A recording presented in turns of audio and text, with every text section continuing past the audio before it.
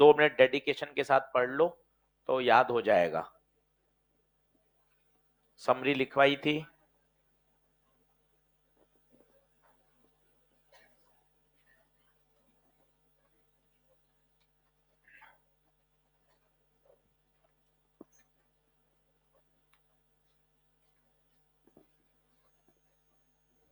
आराम से तसल्ली से पढ़ लीजिए।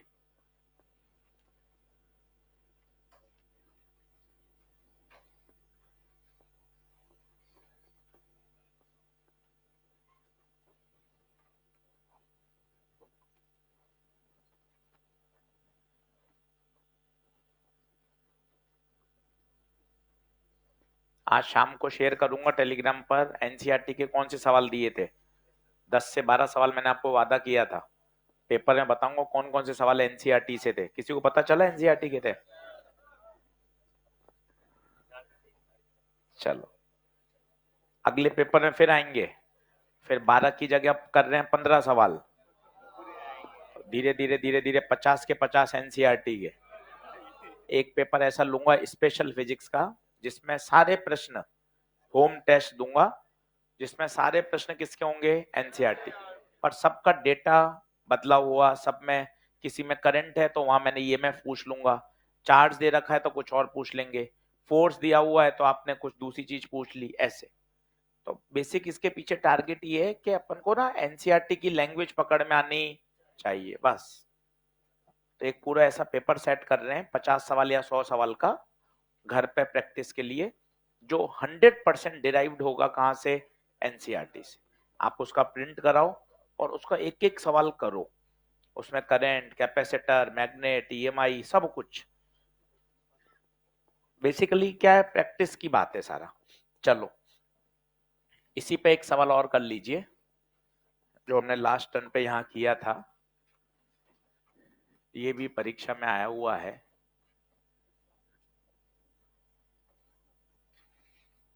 ये आईटी कर्व दे रखा है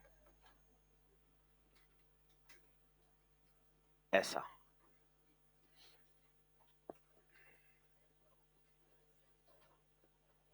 ठीक है, और आपसे कहा गया है इंडक्टर है, आपको पूछा है magnitude of induce EMF versus time का ग्राफ बताइए।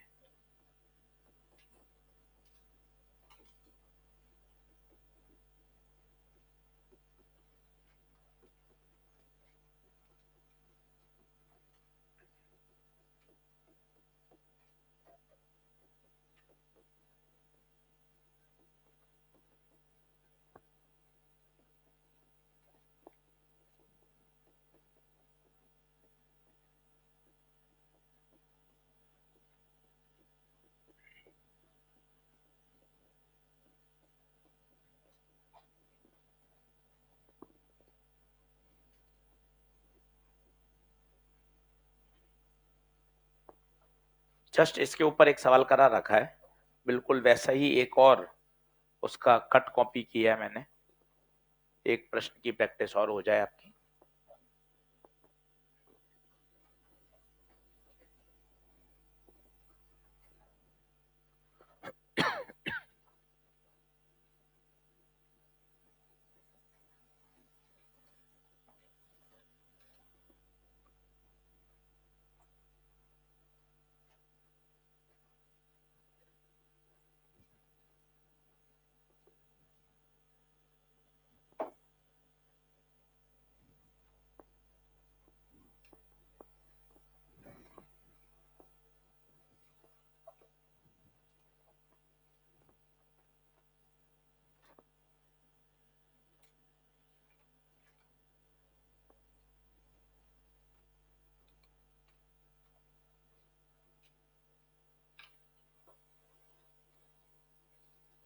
बोलो। सबसे पहले मैंने आपको कहा स्लोप पढ़ना सीखिए, फिर सिखा रहा हूं। पहला पंच, स्ट्रेट लाइन की स्लोप हमेशा कांस्टेंट होती है, इस बात को फिर लिख लो। कांस्टेंट शब्द बोलना बहुत जरूरी है, फिर लिख लो पूरे अपने शब्दों में। स्ट्रेट लाइन की स्लोप हमेशा कांस्टेंट होती है। कांस्टेंट शब्द बोलना बहुत जरूरी है भाई, उसके पीछे से ही ग्राफ बनेगा। स्ट्रेट लाइन की स्लोप हमेशा कांस्टेंट रहती है।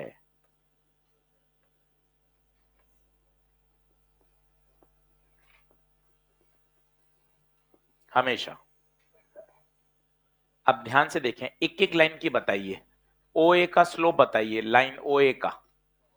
ओ ए का स्लोप एक्यूट एंगल है तो स्लोप पॉजिटिव है, और स्ट्रेट लाइन है तो स्लोप कांस्टेंट भी है। ये रीडिंग करना सीखिए। लाइन ए बी की, लाइन ए बी देखिए, पूरी लाइन ए बी एक ही बार में जाएगी। एंगल कैसा है? ऑब्ट्यूज। स्लोप नेगेटिव है और कांस्टेंट है। मजे की बात है, लाइन बीसी, बीसी में परेशान होते हैं तो आप कुछ मत करो, बीसी को हल्का सा 2 डॉट आगे बढ़ा दो बस। अब बता दो एंगल एक्यूट है या ऑब्ट्यूज है?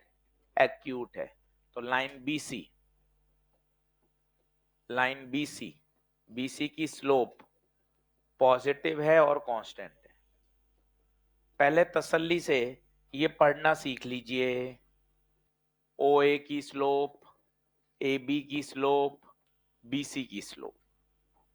अभी मैंने फिजिक्स लगाई नहीं है, अभी बेसिक मैथ्स लगाई है। स्लोप पढ़ना आएगा तभी काम चलेगा। लास्ट लेक्चर में शुक्रवार को भी स्लोप पढ़ना सिखाया था। स्लोप पे मास्टरी करें, काइनेमेटिक्स में भी काम आएगा, फिजिक्स के दूसरे चैप्टर में भी ग्राफ में काम आएगा। लाइन देखते ही स्लोप का आइडिया लगाइए। पहली बात 2-3 बार बोल लीजिए सुबह सुबह, स्ट्रेट लाइन की स्लोप हमेशा कांस्टेंट रहती है। स्ट्रेट लाइन की स्लोप हमेशा कांस्टेंट रहती है,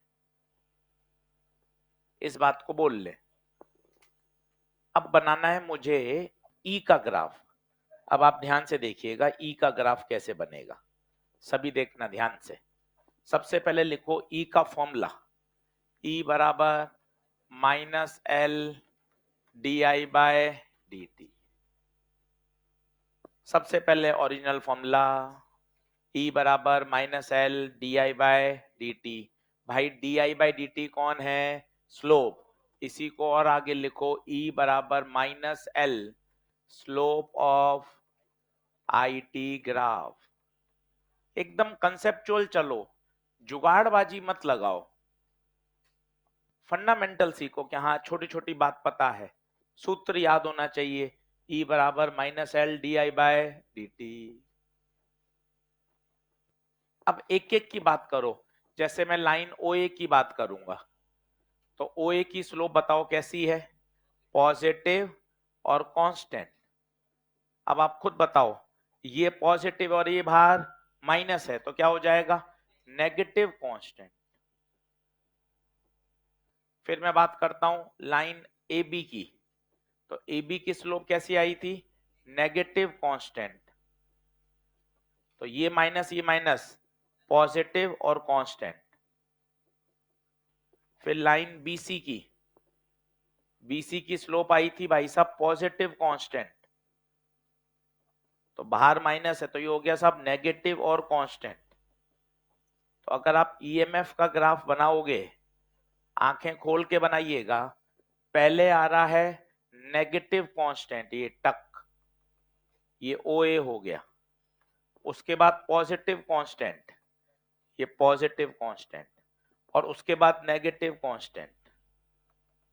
ये देखिए, ये ओ ए, ये ए बी, ये बी सी।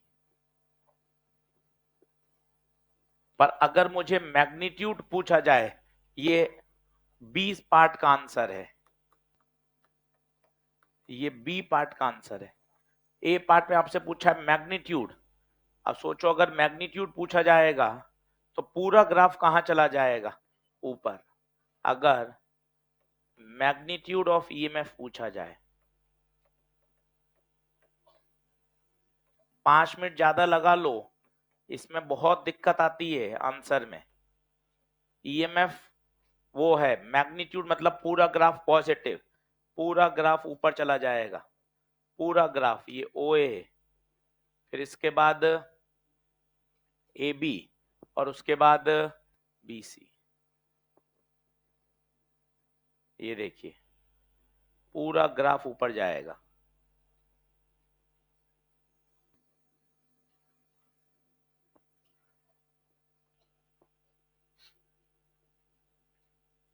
दोनों ध्यान से करिए, अच्छे से सोच समझ के।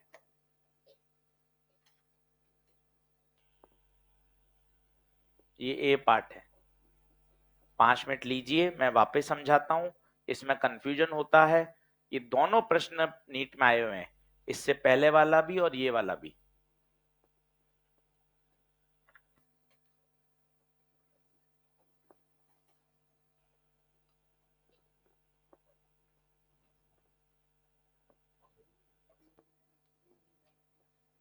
नहीं, ए बी वाली लाइन लंबी छोटी होगी वो तो डिपेंड करता है कि उसकी वैल्यूज कितनी है ना, तो अपन को वैल्यू तो पता नहीं है। बिल्कुल बिल्कुल, ए बी की लाइन आप लंबी कर सकते हो, कोई टेंशन वाली बात नहीं। ये छोटी कर दो, इसको बड़ा कर दो।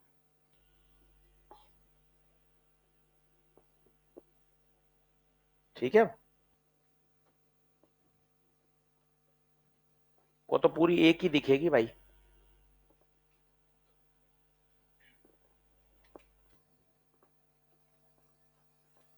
क्या आगे बढ़ें क्या?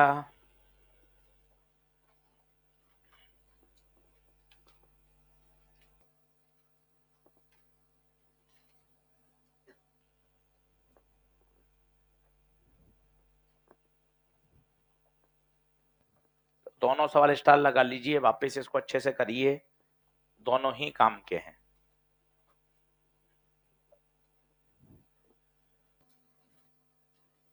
तो आपको आईटी ग्राफ का स्लोप पढ़ना आना चाहिए। एक बार वापस देख लीजिए आईटी ग्राफ। सबसे पहले इस लाइन का स्लोप बोलिए, बोलिए एक बार। ओ ए का स्लोप पॉजिटिव, ए बी का स्लोप नेगेटिव, बी सी का स्लोप, ई का फॉर्मूला -L di/dt। di/dt मतलब स्लोप, स्लोप है पॉजिटिव पर बाहर माइनस है, इसलिए ग्राफ कहां चला गया? नीचे, इसलिए ग्राफ नीचे चला गया। बढ़ू आगे, चलिए अगला प्रश्न लिखिए। अब ये सवाल की प्रोफाइल थोड़ी चेंज कर दी है।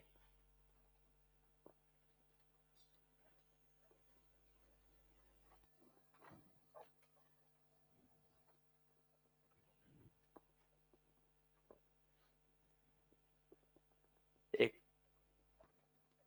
पॉपुलर क्वेश्चन है ये, दो कराऊंगा, पहले एक समझ लें, लिख लें, इसकी पूरी फिजिक्स सिखाऊंगा और फिर आप एक प्रश्न खुद करना।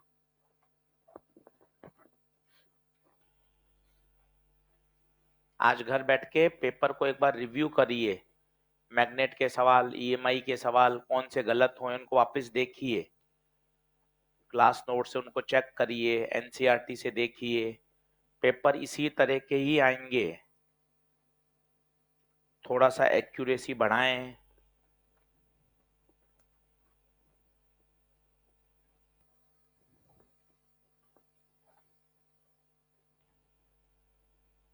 अगले पेपर की तैयारी आज से शुरू कर दें, तब मजा है। अगले पेपर में ईएमआई पूरा आएगा, एसी पूरा आएगा, ईएमडब्ल्यू पूरा आएगा।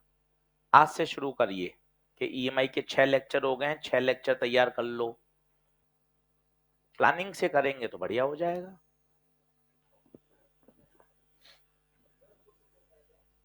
बैक पोर्शन में आएगा करंट, कैपेसिटर, मैग्नेटिक पूरा शुरू से, और मैकेनिक्स में आएगा सर्कुलर और रोटेशनल। नहीं, नहीं जा रहा फ्राइडे को, क्लास हट गई क्या मेरी फ्राइडे? वापस लगवा दो।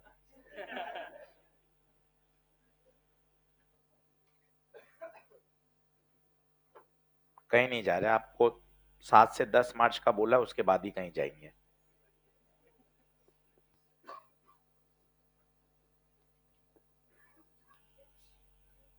चल, अब एक अच्छी बात सीखो, कुछ कुछ आपको अगर करंट इलेक्ट्रिसिटी याद आ रहा हो तो ऐसे सवाल हम करंट इलेक्ट्रिसिटी में करते थे।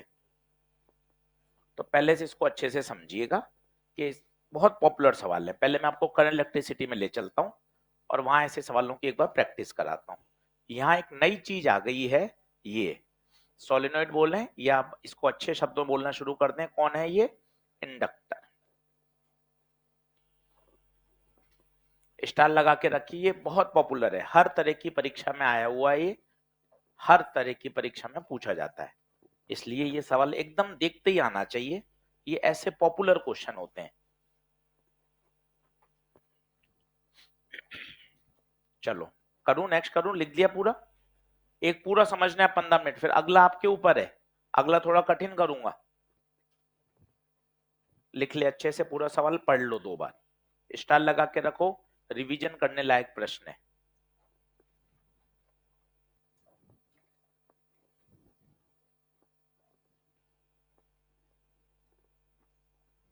चल भाई, सभी लोग बोर्ड पे देखना अच्छे से और समझो, पेन पेंसिल छोड़ दो, समझो एकदम बढ़िया। किरचॉफ लॉ की आपको याद आ जाएगी, ये P, ये Q, ये 1 ओम, ये 5 वोल्ट, ये 2 ओम, यहां से करंट जा रही है 2 एम्पियर। अब सुनना, कहां से चलें, Q से या P से? उत्तर है कहीं से भी चलो, ज्यादा बेहतर है हमेशा करंट की दिशा में चलो। तो बताओ कहां से चलना चाहिए? Vp, रेजिस्टेंस आते ही -IR, छोटे से बड़ा +5 -IR बराबर कहां पहुंच गए? VQ। ये अपने आप में एक नीट का सवाल है करंट इलेक्ट्रिसिटी चैप्टर का, वहां खूब पढ़ाए थे आपको। Vp -2 +5 -4 बराबर VQ। तो 5 में से 4 गया, एक में से 2 गया, तो Vp माइनस VQ उधर जाएगा तो +1 आ जाएगा क्या? ये देखिए भाई, ये अपने आप में एक सवाल है, ये आना चाहिए। अब इंपॉर्टेंट है, आशीष सर इंडक्टर में से कैसे गुजरते हैं? अब इंपॉर्टेंट ये नई चीज आज पढ़िए, इंडक्टर में से कैसे गुजरते हैं। आपने बैटरी में से गुजरना सीख लिया, रेजिस्टेंस में गुजरना सीख लिया, अब आपको सीखना पड़ेगा इंडक्टर करता क्या है। ये इक्वेशन क्या है पहले ये बताइए। ये है वोल्टेज, ये है I into R, voltage voltage voltage. तो ये टर्म तो पता है कि जब मैं इंडक्टर में से गुजरूंगा तो इंडक्टर का क्या लिखूंगा? Potential difference. याद करिए, इंडक्टर के अक्रॉस ईएमएफ E बराबर -L di/dt, हमेशा। हो गया खत्म। अब देखना, शुरू कर, ए पे खड़ा हो जा, VA -L di/dt, हमेशा -L di/dt। अच्छा, इस I का बदलना जरूरी है, क्यों? इंडक्टर काम ही तब करता है जब करंट में चेंज होगा। 2 दिन की छुट्टी आ गई, आप भूल गए, इस चैप्टर की आत्मा ही है फ्लक्स में चेंज। एक ही तो बात है इस पूरे चैप्टर में, करंट बदलेगी तो फील्ड बदलेगा, फील्ड बदलेगा तो फ्लक्स बदलेगा, करंट का बढ़ना या घटना जरूरी है। आगे बताइए, बड़े से छोटा -C, रेजिस्टेंस आते ही -IR, कहां पहुंच गए? VB। तो जब भी इंडक्टर में से निकले हमेशा -L di/dt, input input sine of di/dt। Sine of di/dt का मतलब क्या होता है? If current is increasing then di/dt is positive, and if current is decreasing, तो बताओ अगर करंट कम हो रही है तो di/dt नेगेटिव। लिखिए, ऐसे 2-3 बातें और वापस समझिए, पहले कॉन्सेप्ट लिख लीजिए। ऊपर का सवाल करंट इलेक्ट्रिसिटी का है, ये भी आना चाहिए। किरचॉफ लॉ लगाना सीखिए, अभी इसी में कैपेसिटर भी लगा दूंगा। उसमें भी किरचॉफ लॉ लगाना सीखिए।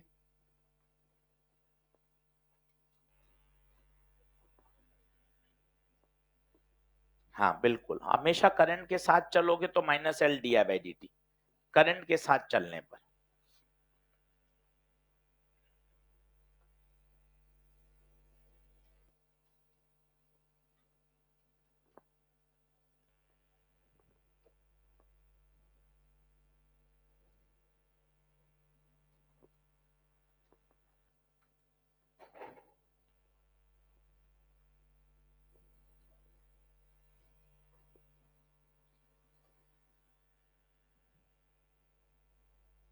अब इस पर 2-3 प्रश्न करिए, तब जाके दिमाग में बैठेगा।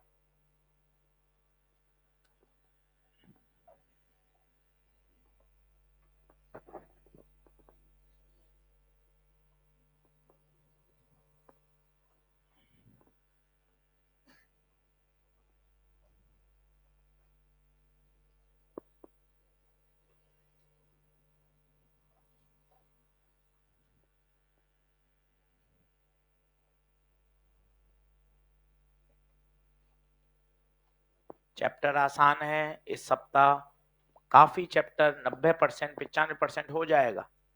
इस सप्ताह पूरा दौड़िए ताकि अपन ईएमआई बढ़िया तैयार कर लें।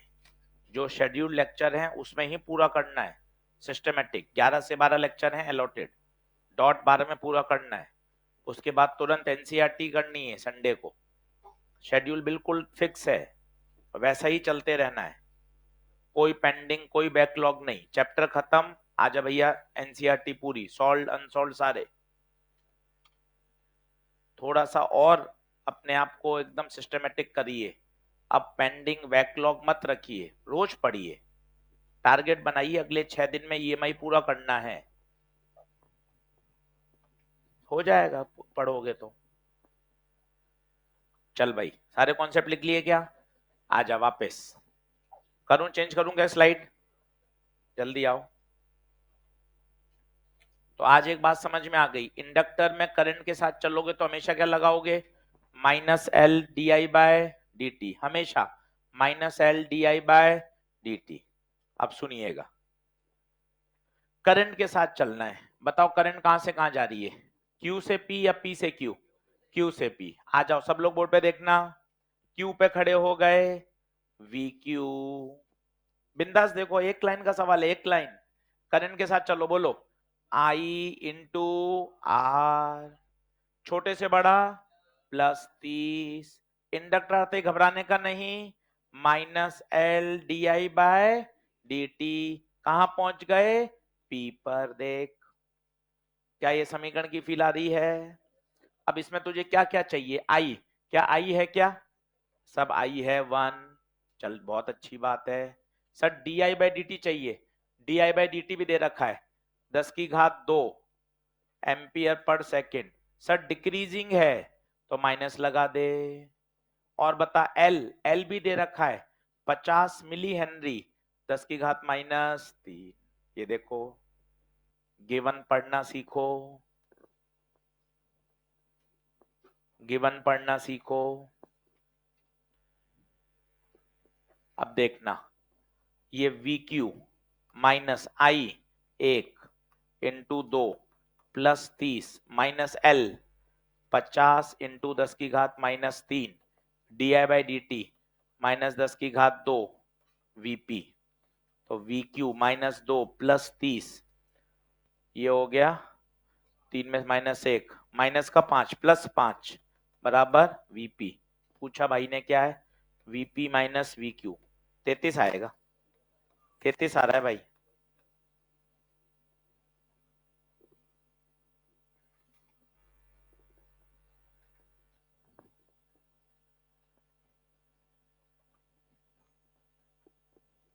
स्टार लगा के रखिए। अगला सवाल आपको फिर खुद करना है, पहले इसको एकदम ओके कर दीजिए, मिटा के एक बार और समझा देता हूं। इक्वेशन लिखना सीखिए, ये कहलाता है किरचॉफ लॉ लगाना। और सोचिए, हर टर्म वोल्टेज बता रही है, वोल्टेज है ये, I R voltage, 30 voltage, L D I by D T voltage.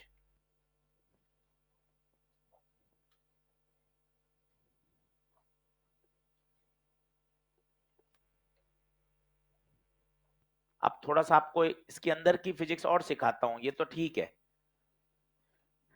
अगर आप थोड़ी इसके अंदर चलें कि इंडक्टर दो ही समय काम करता है, पता है कब? स्विच को ऑन करते समय या क्यों क्यों? इस समय ही तो करंट चेंज होती है। मैंने आपको एक बताया भी था, 0 1 2 3 4 5 और 5 4 3 2 1 0, इस दो समय ही काम करता है। अब जरा सोचना, इसमें फिजिक्स लगाइए, करंट है डिक्रीजिंग। डिक्रीजिंग का मतलब क्या है? फ्लक्स कम हो रहा है। फ्लक्स कम हो रहा है, करंट कम हो रही है, तो बताओ इंडक्टर क्या करेगा? उसी दिशा में करंट भेजेगा। क्यों? क्योंकि डिक्रीजिंग में वो उसको क्या करना है? बढ़ाना है। तो ध्यान देखना, इसी दिशा में करंट भेजने के लिए इसको ऐसा होना पड़ेगा। सोच के देखो। मैं वापस बोलता हूं, आपके ऊपर से जा रहा हो, फिर सुनिए। मुझे बताइए, करंट डिक्रीजिंग है, फ्लक्स डिक्रीजिंग है, लेंज लॉ को प्रकट करिए। फ्लक्स डिक्रीजिंग है तो बढ़ाने का प्रयास करो, तो करंट की दिशा मेन करंट की दिशा में हो। मेन करंट बताइए आगे जा रही है, तो जो इंड्यूस करंट है वो भी, तो इसकी पोलरिटी देखिए, पोलरिटी ऐसी आएगी। अगर आप पोलरिटी समझ गए हो तो अब आप खुद देख सकते हैं, वो प्लस आ रहा है। चेक करिए, आप यहां से चल रहे थे, बताइए क्या आएगा? छोटे से बड़ा प्लस, और देखिए प्लस ही हो रहा है, माइनस माइनस प्लस। समझाने की इच्छा रख रहा हूं मैं आपको कि इंडक्टर को बैटरी से मैंने कैसे रिप्लेस किया, और बैटरी की ऐसे ही पोलरिटी क्यों आई, ये समझ में आ रही है बात आपको? एक अलग से स्लाइड में फिर बताता हूं, जिससे आपको समझ में आए। देखना, सीखना आप बातें, मेहनत करोगे तो हो जाएगा। जैसे ये है और इसमें करंट कांस्टेंट है, अब बताओ क्या करेगा इंडक्टर? कुछ भी नहीं करेगा। पता है, inductor is replace by a connecting wire. कुछ करेगा ही नहीं। ये अपोजिशन करता ही कब है? जब करंट में चेंज हो। और आप खुद देखो, E बराबर है -L/di/dt, तो अगर I कांस्टेंट तो di/dt 0। सर थोड़ा थोड़ा ऊपर से जा रहा है सुबह सुबह, चल मैं कोशिश करता हूं वापस तो समझाने की। ये आई है इंक्रीजिंग। अब पहले तू खुद सोच, मैं नहीं बता रहा कुछ भी। आई इंक्रीजिंग है, शब्दों को बोलो क्या हो रहा होगा? करंट इंक्रीजिंग है, कोशिश करो। मैग्नेटिक फील्ड इंक्रीजिंग, फ्लक्स भी। लेंस को प्रकट करो, फ्लक्स बढ़ रहा है तो कम करो, तो कैसी दिशा में करंट पैदा करो? अपोजिट। सोचो, इसकी करंट पीछे आनी चाहिए, तो मैं बैटरी कैसे बनाऊंगा? देखना, ये देख, मैं बैटरी ऐसे बनाऊंगा। क्यों ऐसी क्यों? क्योंकि इससे जो करंट आएगी, इंड्यूस करंट, वो मेन करंट के कहां आएगी? अपोजिट। देखो आप, और इस बैटरी का जो ईएमएफ होगा वो होगा L/di/dt। अब आप खुद देखना, जो अब इंड्यूस करंट आएगी वो मेन करंट की क्या आएगी? अपोजिट। वापस सिखाता हूं एक बार और, कोशिश करना तीसरी बार। ये आई है डिक्रीजिंग, बताओ आई डिक्रीजिंग है, आराम से सोचो, कर सकते हो। आई डिक्रीजिंग है, फ्लक्स डिक्रीजिंग होगा, लेंस प्रकट होंगे, फ्लक्स कम हो रहा है तो बढ़ाओ, बढ़ाने के लिए क्या करो? सेम दिशा में। मतलब इस बैटरी की करंट इस मेन करंट के साथ आनी चाहिए। क्या ऐसा होगा क्या? क्यों क्यों? ताकि ये जो इंड्यूस करंट निकालेगी वो इस मेन करंट का सपोर्ट या पोज? सपोर्ट। ये देखो, और इस बैटरी का ईएमएफ कितना होगा? L/di/dt। आप समझ पा रहे हैं मैंने क्या किया? मैंने इंडक्टर को रिप्लेस करा है किससे? बैटरी से। बना लीजिए 3 चित्र।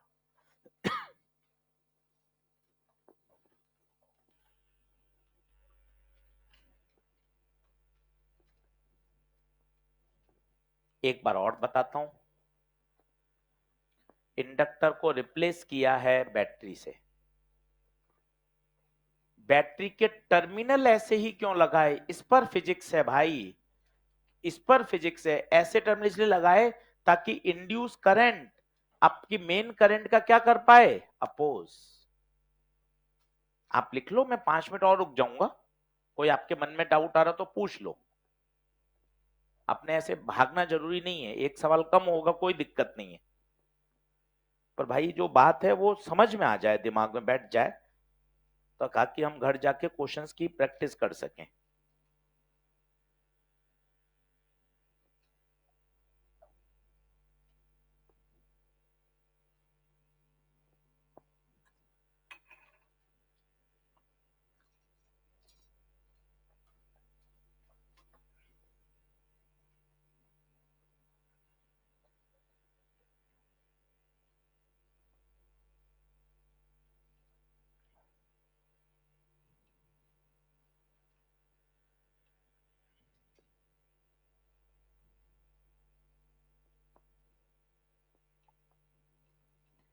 एक बार लिखने के बाद बोलो, करंट बढ़ रही है तो फ्लक्स बढ़ेगा लेंज के अनुसार।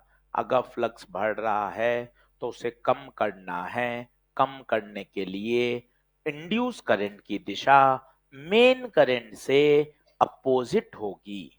ऐसा वाक्य बोलने से मजा आएगा। इसकी करंट पीछे आएगी, प्लस से निकलेगी, जो कि मेन करंट का क्या कर रही है, अपोज।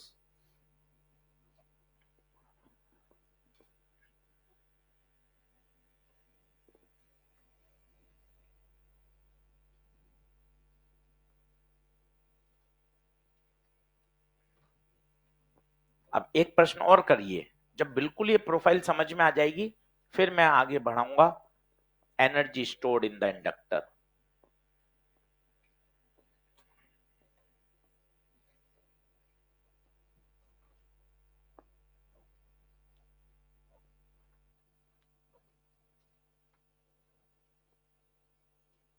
5 पेज एनसीईआरटी के पढ़ने के लिए दूंगा।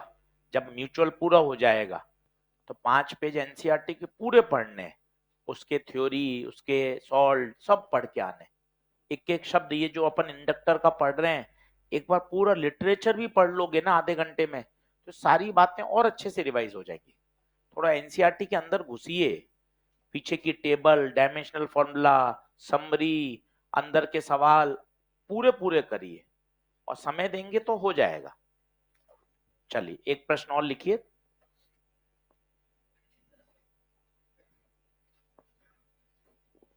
ये थोड़ा सा उससे और बेहतर है।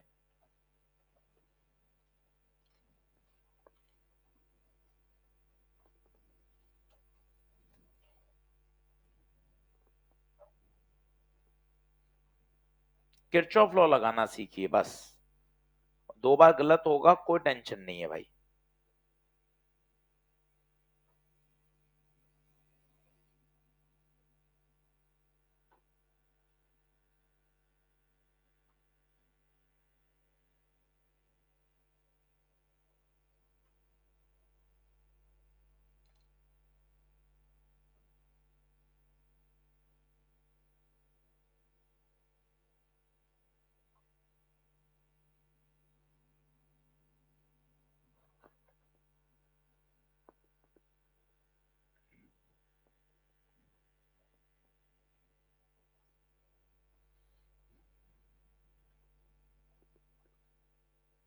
हमेशा करंट के साथ चलिए।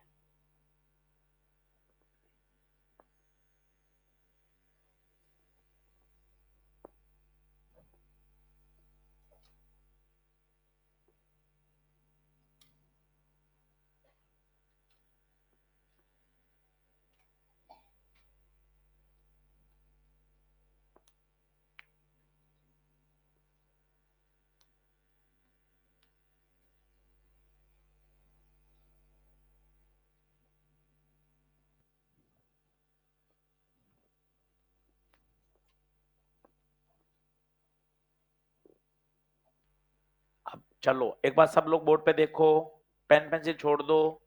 करंट यहां से आ रही है तो ए से चलना है। एक एक टर्म बताना, पेंसिल छोड़ दो। ए पे खड़े हो, बोलो वी ए। रेजिस्टेंस आते ही बोलो माइनस आई आर। इंडक्टर आते ही बोलो, कोशिश करो हमेशा minus L D I by D t. छोटे से बड़ा +10 बराबर कहां पहुंच गए, वी बी। देख लो यहां कोने में लिख लो, हमें करंट के साथ चलना है। लिख लो छोटी छोटी बातें, ताकि क्या फरवरी मार्च में कॉपी पढ़ोगे ना, दिक्कत नहीं आएगी। अभी सवाल थोड़ा सा अच्छा है, भाई ने क्या डी बाई डी टी नहीं दिया, उसने करंट का क्या दे दिया, एक्सप्रेशन। तो आपको थोड़ी सी मेहनत करनी पड़ेगी। आई दे दिया 10t+5, तो D I by D T कितना होगा, डिफरेंशिएट कर दो, 10t1 5 0। तो एक तो D I by D T चाहिए, वो आ गया आपके पास प्लस का 10। फिर करंट भी चाहिए, तो करंट भी निकाल सकते हैं। करंट तो सर वेरिएबल है, तो उसने एक समय बोला है t बराबर, तो t बराबर 0 पे करंट। तो सवाल थोड़ा सा बेहतर हो गया। आपको अंतर पता चलना चाहिए, पिछले सवाल में उसने करंट और D I by D T दोनों दे दिए थे, आपको इस बार करंट और D I by D T दोनों निकालने हैं। बस इतना सा अंतर है सवाल में।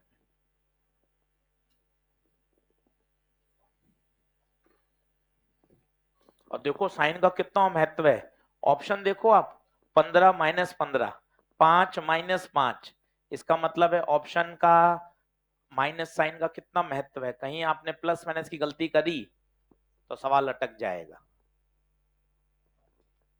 ऑप्शन जरूर लिखें, उससे आपको पता चलेगा कि ऑप्शन की कीमत है भैया। प्लस माइनस की गलती करते ही मामला गड़बड़ है। बता कितना answer, V A I I 5, L L 1, D I by D T +10 +10, तो 10 और -10 तो कट गया, ये -15। पूछा क्या है, V A minus V B, +15 आ रहा है भाइयों, +15, देख लो। बढ़िया सवाल, 2 सवाल हो गए आपके पास, ताकि आप इसका बढ़िया रिवीजन कर सको। पूरी बातें लिख लो, करंट के साथ चलना है, इंडक्टर में से गुजरेंगे तो हमेशा -L D I by D T लिखना है। पूरा काम कर लीजिए। और है एक लाइन का प्रश्न, परीक्षा में 1 मिनट के अंदर तसल्ली से किया जा सकता है।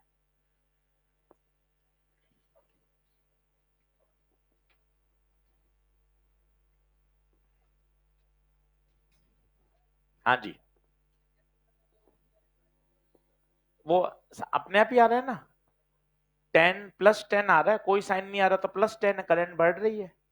और आप खुद भी देख सकते हो, जैसे से टाइम बढ़ाओगे, T1 T2 T3, अपने आप ही वैल्यू क्या होती जाएगी, बढ़ती जाएगी। T बराबर 1 पर अलग आएगी, T बराबर 2 पर ज्यादा आएगी, T बराबर 3 पे ज्यादा आएगी। और नहीं इतना नहीं सोच पाओ तो साइन ही बता रहा है, D I by D T +10 आ रहा है, +10 का मतलब क्या मतलब है, इंक्रीज। सही बात है। हिम्मत देखो, आप हिम्मत कर रहे हैं ना भाई, बीच में बैठ के आराम से, अपन क्यों नहीं कर पाते। ऐसी हिम्मत कर रहा है कि हाँ सर कैसे बढ़ रही है, बताओ सर। सुबह सुबह देखो आप हिम्मत, अपन को भी करनी चाहिए। सही है कि नहीं, सही है कि नहीं, देखो आप। चलो अगला लिखो, energy stored in the inductor.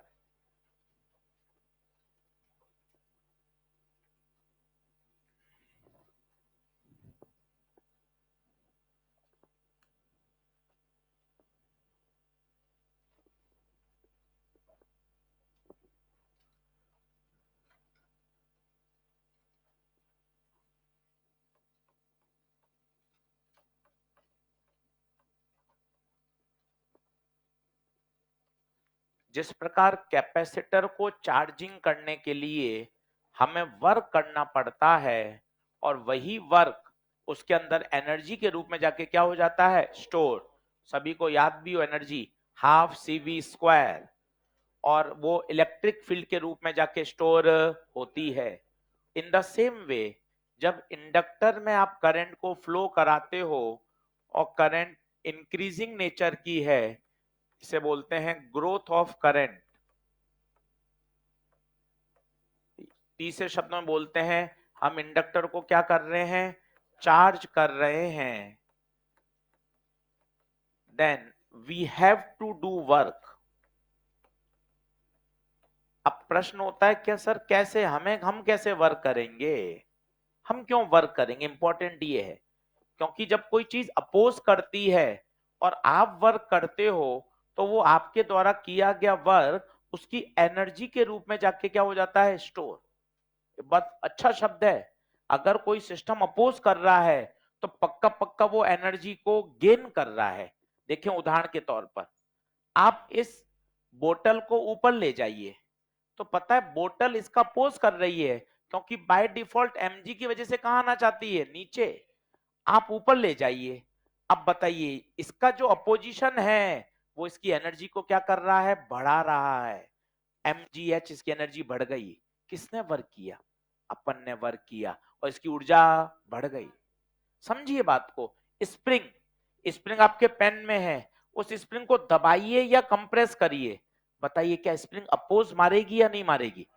बस यही एक शब्द बोलिए, अगर सिस्टम अपोज कर रहा है मतलब उसकी एनर्जी का गेन हो रहा है। हमेशा ध्यान रखिए एनर्जी में क्या हो रहा है, गेन हो रहा है। कोई भी उदाहरण देखिए, अब जैसे कैपेसिटर, कैपेसिटर को जब हम चार्ज करते हैं then we have to do work और वो वर्क उसकी एनर्जी के रूप में जाके स्टोर हो जाता है। उसी तरह ये देखिए सर ये क्यों अपोज करेगा, सर आराम से तो रखा हुआ है सर इंडक्टर, क्यों अपोज करेगा, मैं आपको बताता हूं क्यों अपोज करेगा। आपने इंडक्टर को रिप्लेस किया किससे, बैटरी से। अब मुझे बताइए करंट कैसी है, ग्रोथ ऑफ करंट। थोड़े कठिन शब्द बोल रहा हूं, देसी शब्द तो ये है करंट इंक्रीजिंग, अच्छे शब्द हैं। Growth of current, growth of current का मतलब करंट बढ़ रही है। सोचिए करंट बढ़ रही है, लेंज लॉ का जन्म।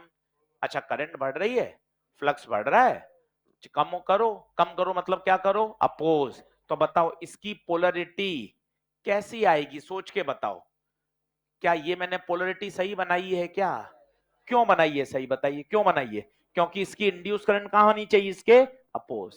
अब आप खुद देखो करंट इलेक्ट्रिसिटी में चले जाओ, अगर करंट प्लस में घुस रही है तो चार्जिंग या डिस्चार्जिंग, चार्जिंग। आपने आज तक 10वीं कक्षा से जो चित्र बनाए हैं, जो छोटे बच्चे बनाते हैं ये वाला बनाते हैं, करंट प्लस से निकालते हैं, दिस इज कॉल्ड डिस्चार्जिंग। आप महसूस करिए ना, करंट अंदर जा रही है, आप करंट को पुश कर रहे हो कि भैया तू अंदर जा, तो मतलब आप क्या कर रहे हो, वर्क। और आपके द्वारा किया गया वर्क कहां जा रहा है, एनर्जी के रूप में जाके स्टोर हो रहा है। ये देखिए महसूस करिए, सूत्र वगैरह आपको याद है वो बहुत अच्छी बात है, हाफ एल आई स्क्वायर है सबको याद है। ये भी याद है किस फॉर्म में स्टोर होता है, मैग्नेटिक फील्ड के रूप में जाके एनर्जी क्या होती है, स्टोर होती है। ये भी सीधा पूछा गया है, ये सही बातें सारी। पर एक फील तो आए, कोई आपसे पूछ ले यार इंडक्टर में एनर्जी कैसे स्टोर हो जाती है, यार इंडक्टर में एनर्जी स्टोर क्यों होती है। आपको पता होना चाहिए कि जब हम इंडक्टर को चार्ज, देखिए अब ये शब्द समझ में आ रहा है, क्या कर रहे हैं, ये देख करंट कहां जा रही है, अंदर, अंदर जा रही है मतलब इंडक्टर क्या हो रहा है, चार्ज, मतलब इंडक्टर की ऊर्जा बढ़ रही है। कौन बढ़ा रहा है ऊर्जा, हम वर्क कर रहे हैं। सर हम कौन, मैं तो यहां बैठा हूं, मैं तो घर पे पढ़ता भी नहीं हूं, तो मैं कैसे वर्क कर रहा हूं। कभी कभार अपने आप पे सर मैं तो कुछ भी नहीं करता, तो मैं कैसे वर्क कर रहा हूं। अरे आप और मैं नहीं कर रहे, नीचे बैटरी लगाई हुई है, वो बैटरी क्या कर रही है, वर्क। और वो करंट को क्या कर रही है, सप्लाई। और इस इंडक्टर को धीरे धीरे क्या कर रही है, चार्ज। क्या ये तीनों शब्द समझ में आ रहे हैं, current is increasing, growth of current, inductor को चार्ज कर रहे हैं, we have to do work and this work is stored in the form of energy, जिसका formula half L I square.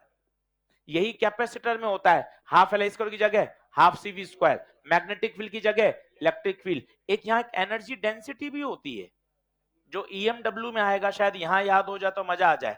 Energy density, energy पर unit volume, इसका formula याद हो तो ये होता है B square by 2 mu naught, B square by 2 mu. यही कैपेसिटर लिख देता हूं तीनों, शायद याद आओ तो मुझे बताना।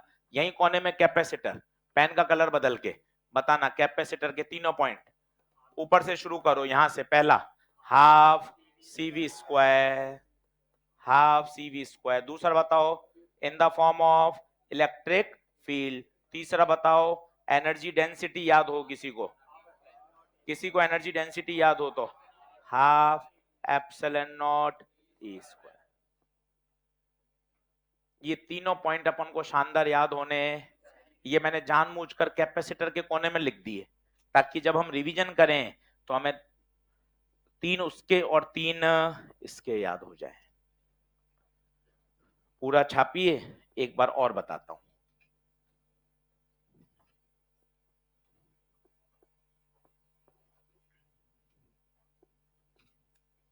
फॉर्मूला याद करना अच्छी बात है, सीधा सवाल आता है, 2 बार आया हुआ है, पर एक बार आपको एक कनेक्टिविटी तो बैठे क्या यार, एनर्जी कहां से आ रही है। आप बोतल को उठा के ऊपर रख रहे हो तो आपको दिख रहा है ना यार, सर हम वर्क कर रहे हैं अगेंस्ट द ग्रेविटी, और वही वर्क उसकी पोटेंशियल एनर्जी को बढ़ा रहा है। आपको यहाँ फील आनी चाहिए कि आपको करंट पुश करनी पड़ रही है। क्यों पुश करनी पड़ रही है? क्योंकि लेंज उसका क्या कर रहा है, विरोध। लेंज की जो इंड्यूस करंट है उस मेन करंट के क्या है, अपोजिट। अच्छा, ऐसी ही पोलरिटी क्यों आई, कोई बता सकता है एक्सप्लेन, हाथ खड़ा करके बताइए, ऐसी पोलरिटी क्यों आई? क्यों? क्योंकि अब बताओ इसकी करंट कहां से निकलेगी, बताओ इसकी करंट प्लस से, तो वो मेन करंट का क्या करेगी, अपोज। और अपोज करना चाहिए या नहीं? क्यों चाहिए? क्योंकि करंट बढ़ रही है, बढ़ रही है तो लेंज कहेंगे इसको कम करो। लॉजिक है भाई, लॉजिक से चलेगा तो दिक्कत नहीं आएगी।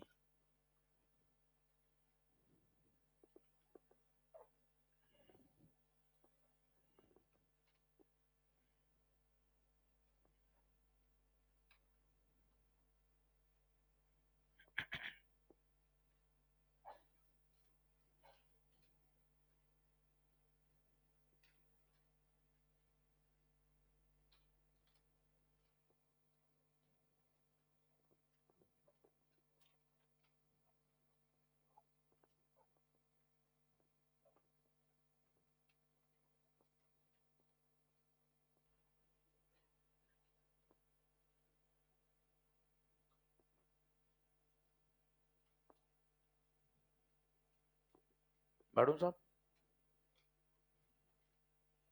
तीनों पॉइंट याद कर लो, तीनों पे सवाल आएगा। पहला, एनर्जी स्टोर सीधा याद होना चाहिए, हाफ एल आई स्क्वायर। किस रूप में होती है, मैग्नेटिक। और एनर्जी डेंसिटी, ये एनसीईआरटी का सॉल्व एग्जांपल है। Energy density B square by 2 mu naught. B कौन है, बी मैग्नेटिक फील्ड।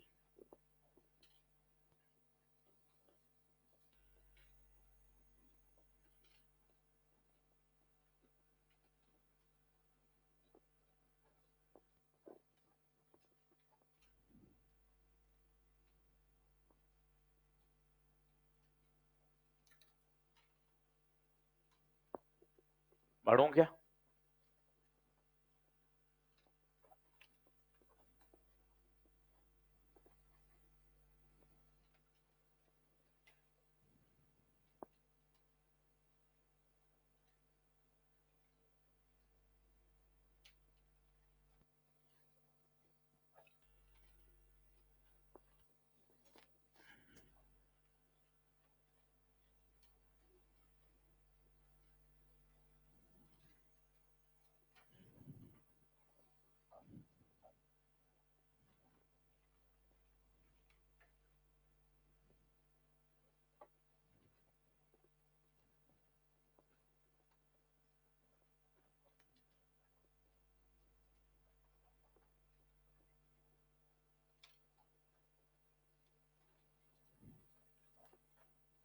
दोनों छोटे सवाल हैं, दोनों लिख लो, खुद कर लो।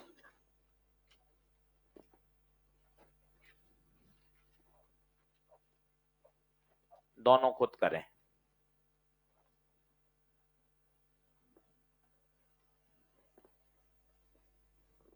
दोनों लिख लो, अच्छे से खुद अटेम्प्ट करो, दोनों भी पढ़ लिए अपन ने।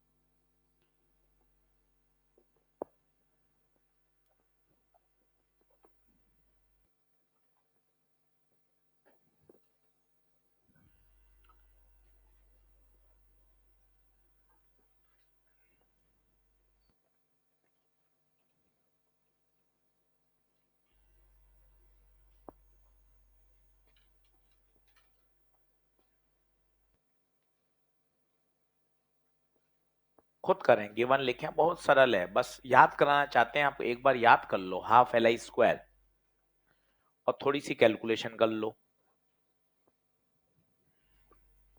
नीचे वाला सवाल एक बार प्रश्न के रूप में याद रहेगा तो बढ़िया रहेगा। इंडक्टर स्टोर एनर्जी करता है किस रूप में? मैग्नेटिक। क्वेश्चन के रूप में रहता है तो क्या याद रहती है बात?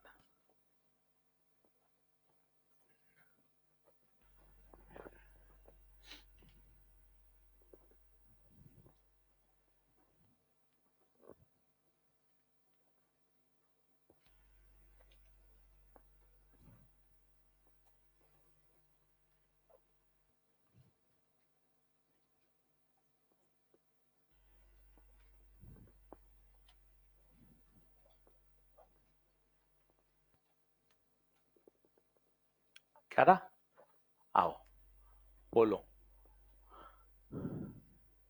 करंट 60 है तो आई दे रखा है 60 मिली, तो 10 की घात -3 हो जाएगा। और एनर्जी दे रखी है 25 मिली, तो 10 की घात -3 हो जाएगा। और एल गायब कर दिया, तो सीधा ही सूत्र है, half L I square 25 into 10 की घात -3, हाफ एल पता नहीं, आई 60। समझदारी से स्क्वायर करें तो ये हाफ एल 60 का स्क्वायर 3600, -3 का स्क्वायर -6, 2 को इधर भेज दें, 50 इंटू 10 की घात -3, 3600 इंटू 10 की घात -6। अब एल चाहिए तो 50 इंटू 10 की घात -3 बटे 3600 इंटू 10 की घात -6। सही चल रहा है क्या मामला? एक से एक कट गया, 5/360, -6 ऊपर जाएगा तो +6, 6 में से 3 गया तो +3। देख लो सही है क्या? एक जीरो से एक जीरो और काट दो तो 5/36 इंटू 10 की घात 2। बोलो यहां तक पहुंच पा रहे हैं क्या? आप खुद देखो, ये 40 है, 36 है, इसको क्या मान लीजिए? 40 मान लीजिए, चलिए। तो 5 का पहाड़ा 40 में 8 बार जाएगा, ऊपर कितना है? 100, 100/8, 100/8 कितना बताइए? 12-13 के आसपास। 12-13 के आसपास कौन सा आंसर? चौथा आ गया। कौन पॉइंट में इतना कौन सॉल्व करता है भाई? कोई नहीं करता। थोड़ा स्मार्टनेस से प्ले करना पड़ेगा। आप सोचो कि मैं पूरा पॉइंट में निकाल लूंगा, नहीं निकालना होता है। इतना सॉल्व करके देखिए। आप खुद सोचिए ना, मैंने 36 को मान लिया, 35 मान लो चलो, तो 5 सत्ते 35, नीचे कितना हो गया? 7, ऊपर है 100, 100 में 7 का भाग दे दीजिए, ये आसान है देना। 7 एकम 7, 3 बचा, 7 चौक 28, 14 से थोड़ा सा आसपास आएगा, तो 14 के आसपास एक ही है, देख लीजिए। इतना करना पड़ेगा तब जाके कैलकुलेशन समझ में आएगी, इसलिए आपको पूरा सॉल्व करके दिखाते हैं ताकि धीरे धीरे आपकी एबिलिटी डेवलप होती जाए कि यार कैसे अप्रोक्सीमेशन लेते हैं, कैसे अपन को सॉल्व करना है, पूरा हल नहीं करना होता।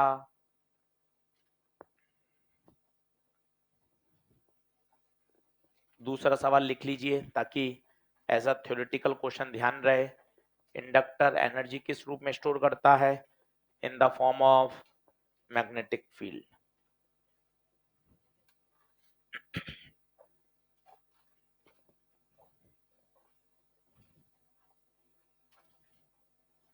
बोलिए क्या ओके है क्या? छोटा सा टॉपिक है। आप देखो, आप एनर्जी स्टोर याद हो गई आपको कितनी? Half L I square. Kirchhoff law लगाना आ गया। इंडक्टर की आपको फील आ गई, इंडक्टर करता क्या है? अपोज करता है। मजे की बात, इंडक्टर का जीवन काल बहुत कम होता है, दो ही समय होता है। कब कब? स्विच को स्टार्ट करते समय और ऑफ करते समय। इसलिए आपने देखा होगा घरों में कभी कभार स्पार्किंग होती है। स्पार्किंग दो ही समय होती है, या तो ऑन करते समय या ऑफ। ऑन और ऑफ में होता क्या है? ऑन में सर्किट कांटेक्ट करता है, कनेक्ट करता है, कनेक्ट करता है तो करंट क्या होती है? बढ़ती है। ऑफ में क्या होता है बताइए? सर्किट ब्रेक होता है तो करंट कम होती है। ये जो मैं शब्द बोलता हूं आपको समझ में नहीं आया, देखो आप, 0 1 2 3 4 5 ये क्या हो रहा है, करंट बढ़ रही है और 5 पे जाके क्या हो गई, सेटल। फिर आपने 2 3 घंटे प्रैक्टिकल किया 5 एम्पियर पर, अब घर जाते सामने आपने स्विच को ओपन किया, अब करंट कैसे जाएगी, 5 4 3 2 1 0। तो देखिए इस वाले समय में वापस से क्या आएगा, इंडक्टर का रोल। कभी आपने देखा हो प्लग लगाया हुआ है, हल्की हल्की स्पार्किंग होती रहती है, इसका मतलब पता है वो प्लग ढीला लगा हुआ है, आप उसको क्या कर देते हो, टाइट कर देते हो, टाइट करते स्पार्किंग खत्म। क्यों हो रही है स्पार्किंग, पता है, ढीला प्लग है सॉकेट में, तो क्या हो रहा है, कनेक्शन ब्रेक हो रहे हैं, मेक हो रहे हैं, ब्रेक हो रहे हैं, मेक हो रहे हैं, ब्रेक हो रहे हैं, मेक हो रहे हैं, तो क्या हो रहा है, स्पार्किंग हो रही है, चार्ज लीक करता है। आप क्या कर दो, उसको टाइट कर देते हो, टाइट करते हो, बताइए क्या हो गए, परमानेंट कनेक्शन हो गए, अब बार बार कनेक्शन का मेकिंग और ब्रेकिंग नहीं हो रहा। कभी ध्यान से देखिएगा, जो गैस के पाइप आते हैं तो वहां लिखा रहता है, अगर किचन में गैस लीक हो रही है तो स्विचेस को हाथ नहीं लगाएं। पता वो ये नहीं कहता स्विचेस को ऑफ करिए या ऑन करिए, जैसी स्थिति में स्विच है वैसे ही रखिए। कारण बताइए, अगर आपने उसको ऑन से ऑफ किया और ऑफ से ऑन किया, क्या होगी, स्पार्किंग, और वो स्पार्किंग और कमरे में किचन में गैस का लीकेज है, ब्लास्ट हो सकता है। तो लिखा रहता है, स्विचेस को ऑफ या ऑन नहीं लिखता, एज इट इज सिचुएशन में रखिए। क्योंकि अगर आपने ऑफ को ऑन किया, या आपने किचन में गैस लीक हो रही है, आपने तुरंत जाते ही बल्ब को ऑन किया, तो हो सकता है स्पार्किंग, और स्पार्किंग होते ही ब्लास्ट होगा। कई बार स्पार्किंग आपको दिखती नहीं है, बहुत हल्की हल्की होती रहती है, कारण क्या है, क्योंकि इनमें करंट बहुत कम है। गीजर में, प्रेस में, इसमें करंट ज्यादा चाहिए होती है, क्योंकि इसकी पावर कंजम्पशन ज्यादा है। तो ये भी सवाल पूछा गया है कि स्पार्किंग स्पार्किंग होती है, तो स्पार्किंग के पीछे रीजन क्या है, बताओ। स्पार्किंग के पीछे रीजन है इंडक्शन, इंडक्शन, ईएमआई, ईएमआई, ये रीजन है इसके पीछे। कनेक्शन मेक हो रहे हैं, ब्रेक हो रहे हैं, मेकिंग एंड ब्रेकिंग। उस समय क्या होता है, चार्ज लीक होता है, और ये चार्ज का लीकेज ही आपको किस फॉर्म में दिखाई देता है, बताइए, स्पार्किंग। हमेशा स्पार्किंग नहीं होती रहेगी, ध्यान दीजिए, सिर्फ और कब होगी, मेकिंग और ब्रेकिंग। पूछिए मेकिंग और ब्रेकिंग के समय ही क्यों, क्योंकि मेकिंग और ब्रेकिंग में ही तो इंडक्टर काम करता है। मेकिंग में करंट बढ़ेगी और ब्रेकिंग में करंट कम होगी। कॉइल, तो ये भी एक प्रश्न आया हुआ है कि स्पार्किंग के पीछे फिनोमिना आप किससे समझा सकते हैं, तो आंसर है ईएमआई। इंडक्टर में करंट का जब मेकिंग और ब्रेकिंग होता है तो चार्जेस का लीकेज होता है, और इसे ही कहा जाता है स्पार्किंग। कभी कभार आपने सॉकेट में देखा है, आपने प्लग लगा रखा है किसी भी का, कोई मशीन है, कोई गीजर है, या कुछ भी, हल्की सी मान लो स्पार्किंग होती दिख रही है, इसका मतलब वो क्या हो रहा है, प्लग ढीला है। अगर आप उसको टाइट कर दोगे तो स्पार्किंग बंद हो जाएगी। ढीले के समय स्पार्किंग क्यों हो रही है, बताइए, कनेक्शन मेक भी हो रहे हैं, फिर ब्रेक हो रहा है, फिर मेक हो रहा है, फिर ब्रेक हो रहा है, तो इसलिए चर चर चर चर स्पार्किंग की आवाज आ रही है। अगर आप उसको टाइट कर दोगे तो परमानेंट कनेक्शन क्या हो जाएंगे, बन जाएंगे, एस्टेब्लिश हो जाएगा, करंट स्टेबल हो जाएगी। करंट स्टेबल होते ही इंडक्टर का रोल खत्म। तो एक थ्योरेटिकल सवाल है जो अपन को आना चाहिए। अगली हेडिंग डालिए, आरएल सर्किट।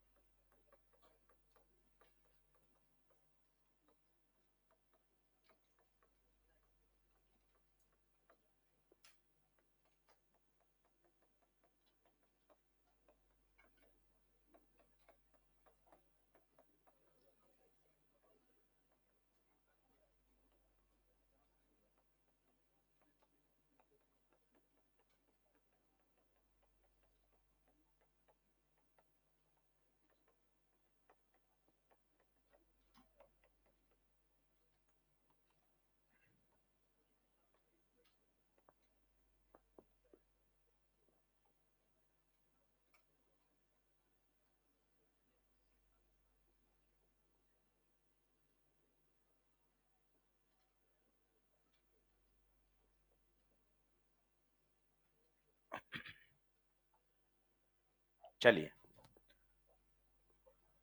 ये टॉपिक वैसे सभी बुक्स में दे रखा है, क्योंकि एम्स और जेई मेन में इसके सवाल बहुत भर भर के पूछे गए हैं, लगातार पूछे जाते हैं। पर नीट में लास्ट 5 ईयर से कोई प्रश्न नहीं आया है, ना एनसीईआरटी में दे रखा है, इसलिए इंपॉर्टेंस इसकी बहुत कम है। पर फिर भी पढ़ लेना चाहिए, 15-20 मिनट में जब टॉपिक समझ में आ जाएगा तो ऐसा कोई दिक्कत नहीं आती। पर इंपॉर्टेंट परीक्षा के दृष्टिकोण से लिस्ट है। चलिए हेडिंग डालिए, आरएल सर्किट।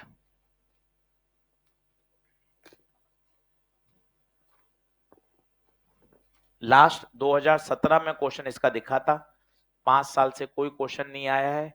एनसीईआरटी में कहीं भी अब थ्योरी में ये नहीं है और टेक्स्ट बुक में नहीं है, इसलिए आने की संभावना लीस्ट रहती है।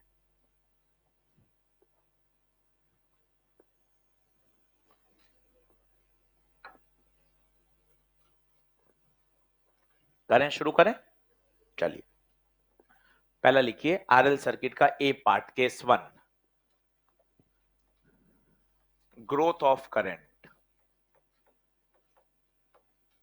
अब आराम से समझिए, समझा जा सकता है, कोई बहुत बड़ा रॉकेट साइंस नहीं होता। ग्रोथ ऑफ करंट, चलो शुरू करूं। हैंड डाल लीजिए, 1 मिनट का ब्रेक ले लीजिए, पानी वानी पी लीजिए। टॉपिक आसान, सेल्फ इंडक्शन आज खत्म हो जाएगा, कल से म्यूचुअल शुरू करेंगे। आज ईएलपी नंबर 2 करिए, फटाफट इस सप्ताह खूब मेहनत करिए। ईएमआई अपन को अच्छे से तैयार करना है, 12 लेक्चर का है। एसी और छोटा है, ईएमडब्ल्यू और छोटा है, ये सब अब ऐसे चैप्टर हैं, स्कोरिंग एकदम तगड़े तैयार किए जा सकते हैं। 4 चैप्टर एनसीईआरटी की निपटा दिए अपन ने, कैपेसिटर हो गया, करंट हो गया, मैग्नेट के 2 थे, चैप्टर नंबर 4 और 5, ये चल रहा है एनसीईआरटी का 6। फिर इसके बाद 7वां एसी, 8वां ईएमडब्ल्यू, तो अच्छे तरीके से करेंगे तो बहुत बढ़िया तैयार हो जाएगा। चलो अब सब लोग पहले इसकी कहानी समझ लो, फिर तो मैथमेटिक्स में खेलना है। अब कहानी समझ लो, मस्त मजा आएगा। जैसे ही आप की बंद करोगे t बराबर 0 पर, तो बताइए सर्किट में करंट फ्लो होना स्टार्ट हो जाएगा। देखिए, अब आप खुद बताइए, किरचॉफ लॉ लगाइए बिंदास, कोशिश करिए, किरचॉफ की प्रैक्टिस हो रही है। बोलो रेजिस्टेंस आते ही कोशिश करो, माइनस का आईआर। आगे चलो, अब आपने इंडक्टर से डरते क्यों? इंडक्टर में आते ही minus L D I by D T, सीखो ना, minus L D I by D T, डर हटाना पड़ेगा। इंडक्टर में आए, करंट के साथ आए, minus L D I by D T. Sir D I by D T positive रखोगे या नेगेटिव? खुद देख, ग्रोथ, ग्रोथ का मतलब करंट बढ़ रही है। अब बताइए, आगे चलो आगे चलो, छोटे से बड़ा, प्लस ई, लूप में लगाया 0। ये किरचॉफ लॉ की प्रैक्टिस हो गई। इस बात को समझिए कि किरचॉफ लॉ अपन को आना चाहिए। इसको जब आप सॉल्व करोगे, इंटीग्रेशन करोगे, तो करंट का एक्सप्रेशन आता है E बाय आर 1 माइनस ई की power minus R T by L. ऐसा आपको याद हो तो कैपेसिटर में भी आया था, ये देख लीजिए, वहां क्यू आता था, लिख लीजिए फटाफट, I बराबर E बाय आर 1 माइनस ई की power minus R T by L. अब यहाँ 3 समय इंपॉर्टेंट होते हैं, अगर किसी को याद हो कैपेसिटर के। पहला, t बराबर 0, दूसरा t बराबर इन्फानाइट, और तीसरा टाइम कांस्टेंट। 3 ही इंपॉर्टेंट होते हैं, तीनों अपन यहां भी चर्चा करेंगे।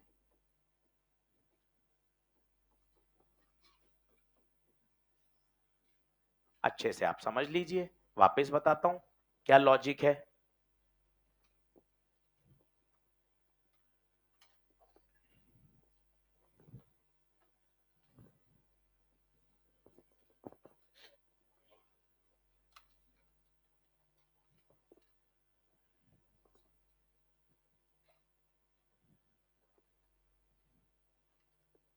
टाइम कांस्टेंट, टाइम कांस्टेंट क्या होता है अभी बताऊंगा। ई की पावर को, डरो मत, ई की पावर को सॉल्व करना सीखो, मैंने पहले भी सिखाया था। ई की पावर 0 1 होती है, ई की पावर इन्फानाइट इन्फानाइट होती है, ई की पावर माइनस इन्फानाइट 0 होती है, 1/e 0.37 होता है। ये फिजिक्स में भी काम आते हैं, केमिस्ट्री में भी काम आते हैं, जहां भी एक्सपोनेंशियल आ जाए तो इनसे घबराइए मत। ई की पावर 0 1 -0 भी 1 ही होता है, 0 -0 का तो कोई मतलब ही नहीं है।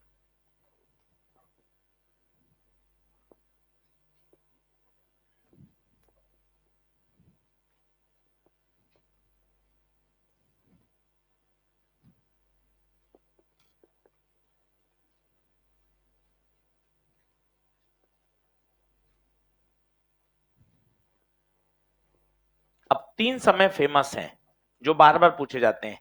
एक होता है t बराबर 0, उसे बोलते हैं the switch is just close. एक होता है t बराबर इंफिनिटी, इसे बोलते हैं after a very long time. तो लिखिएगा, करूं चेंज करूं क्या? बराबर आओ, बराबर आओ।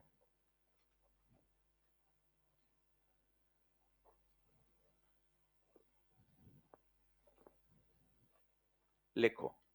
अब पहले मुझे समझाने दो, आराम से आप बाद में लिखना, कोई जल्दबाजी मत करो। पहले तो फॉर्मूला देख लो, ये फॉर्मूला है। अब मैं चाह रहा हूं t बराबर 0 पर, t बराबर 0 पर एक बार रख के देख रहा हूं। i बराबर e by R 1 minus t 0 रखूंगा तो e की पावर 0, e की पावर 0 बताओ 1, 1 माइनस 1 बताओ 0। करंट कितनी हो गई? तो t बराबर 0 पे करंट 0।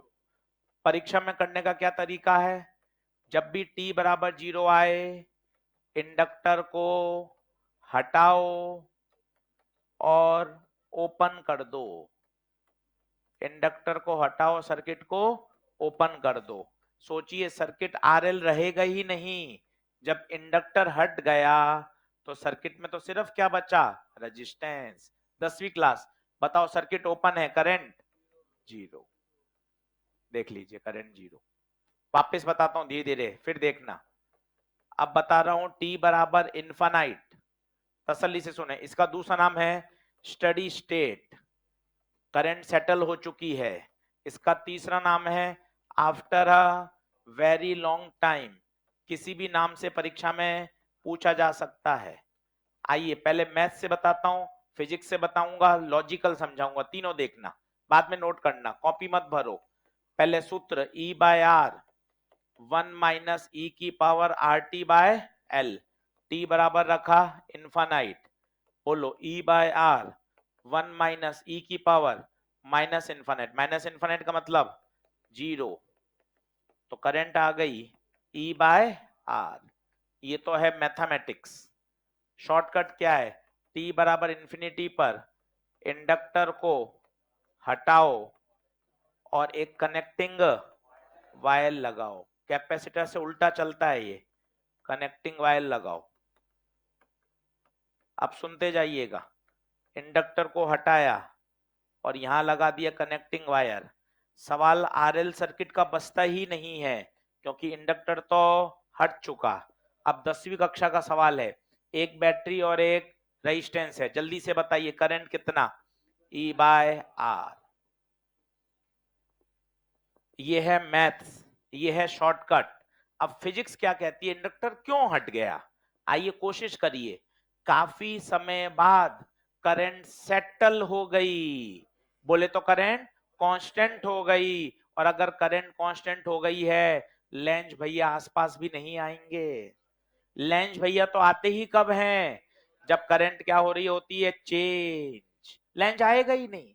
अगर गणित से देखना चाहो तो E बराबर minus L D I by D T, हर तरीके से वही आंसर है। अगर करंट सेटल हो गई, करंट कांस्टेंट, कांस्टेंट का डिफरेंशिएशन 0, इंड्यूस ईएमएफ 0, इंडक्टर कोई काम नहीं करेगा। देख, ऐसा लग रहा है इंडक्टर है ही नहीं। इस बात को बैठाइए, इंडक्टर का काम ही दो समय है, स्विच को बंद करते समय, स्विच को खोलते समय। जब करंट एस्टेब्लिश हो चुकी है, तब इंडक्टर भैया हाथ जोड़कर समर्पण मुद्रा में है, कोई उनका रोल नहीं है। नोट करिए। अब 2-3 सवाल करेंगे, फिर एक टाइम कांस्टेंट समझेंगे। पहले नोट करिए।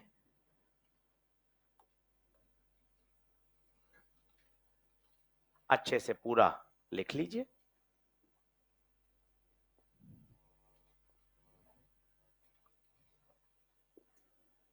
असर्शन रीजन का प्रश्न आए तो आपको रीजन आने चाहिए। असर्शन रीजन यहीं से बारीकी से सुनते हैं तो समझ में आते हैं। क्यों सर, टी बराबर इन्फिनिटी क्या होता है? टी बराबर इन्फिनिटी का पहली बात तो इन्फिनाइट नहीं होता, इसका मतलब होता है काफी समय बाद। बोले तो जब करंट क्या हो चुकी है, एस्टेब्लिश, और करंट एस्टेब्लिश हो गई है, इसका मतलब करंट क्या हो गई है, कांस्टेंट। अब इंडक्टर का कोई अपोजिशन नहीं होगा। हाँ भैया कुछ पूछ रहे हैं, हाँ।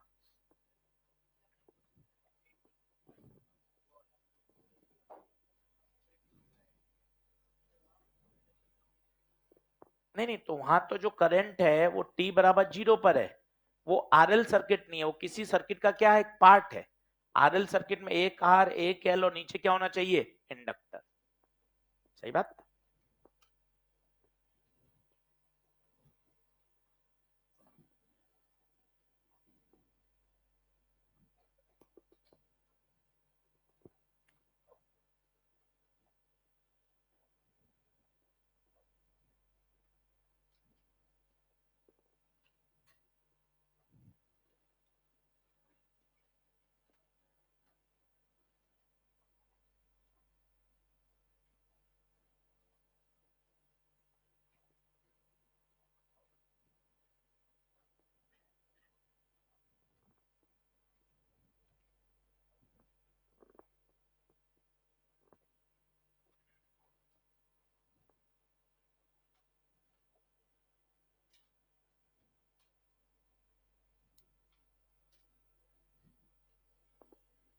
मिटाऊं?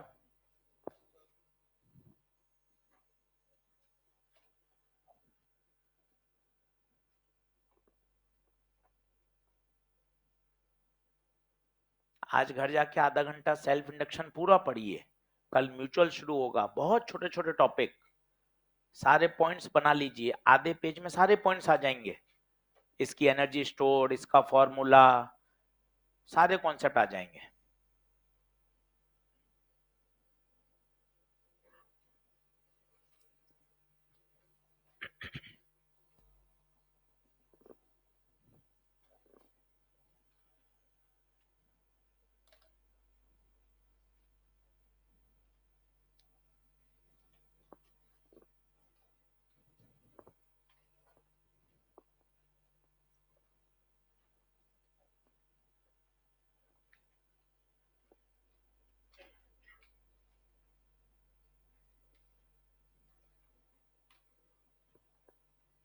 बढ़ो।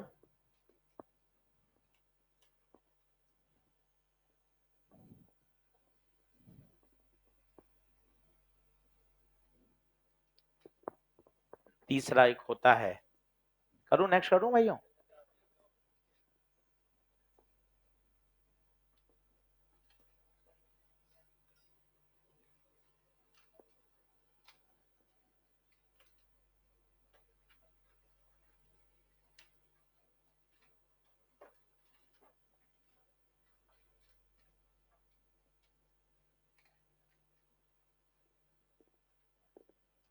चल, तीसरा, टी बराबर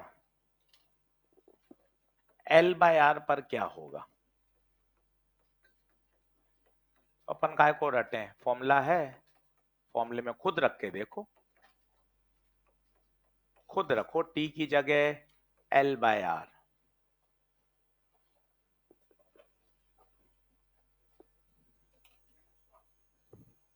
वैल्यू खुद पुट करके देखिए ताकि डर हटे, फॉर्मूला याद हो, मैथ्स थोड़ी थोड़ी दिमाग में घुसे।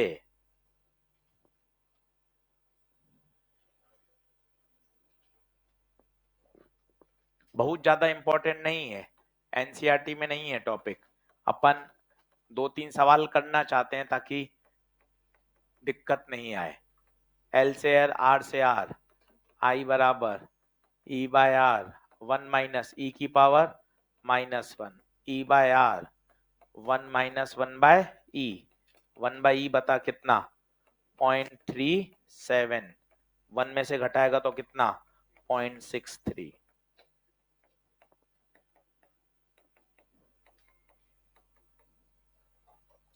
अब आप देखना टाइम कांस्टेंट की परिभाषा क्या होती है, उसको फील करिए।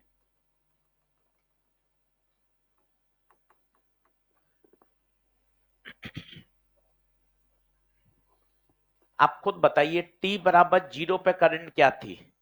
देखो t बराबर 0 पे करंट 0, ये देखो t बराबर 0 पे करंट 0। फिर बताइए बहुत समय बाद करंट कितनी हो गई E बाय आर, ये देखिए करंट किसकी तरफ अप्रोच हो रही है E बाय आर, देखती जाइए। ऐसा ही क्यों ग्राफ बनाया, एक्सपोनेंशियल होना चाहिए, बढ़ता हुआ होना चाहिए।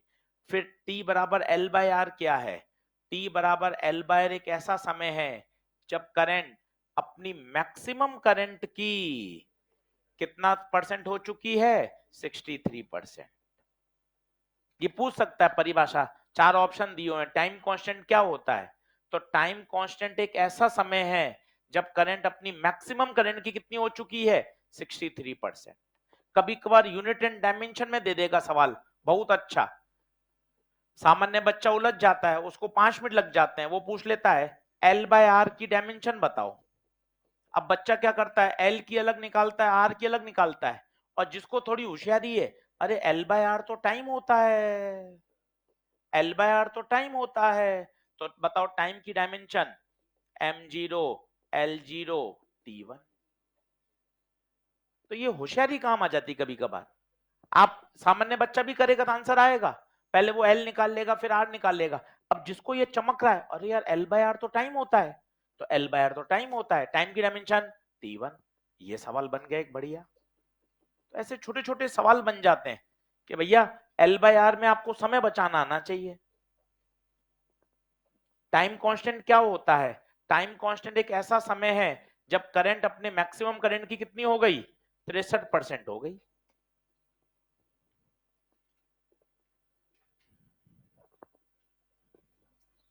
टाइम कांस्टेंट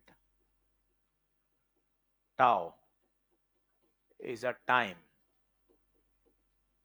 in which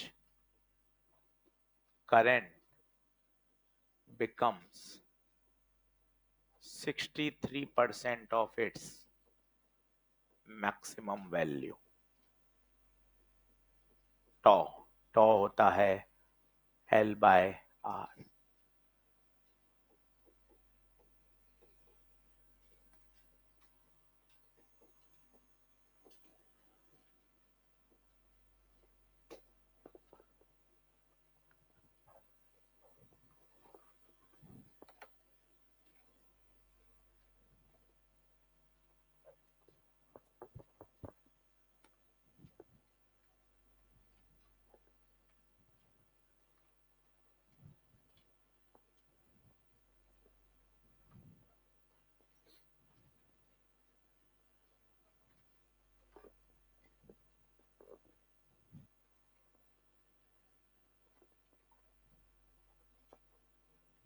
तो 3 समय इंपॉर्टेंट होते हैं।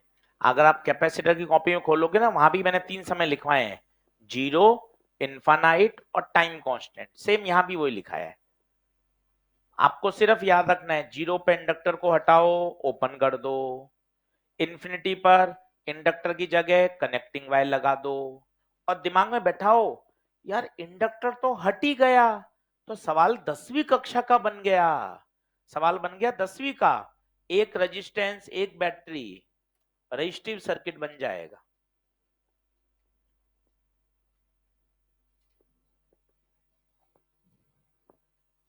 बोलिए अगला, रुको उसमें नहीं लिखा,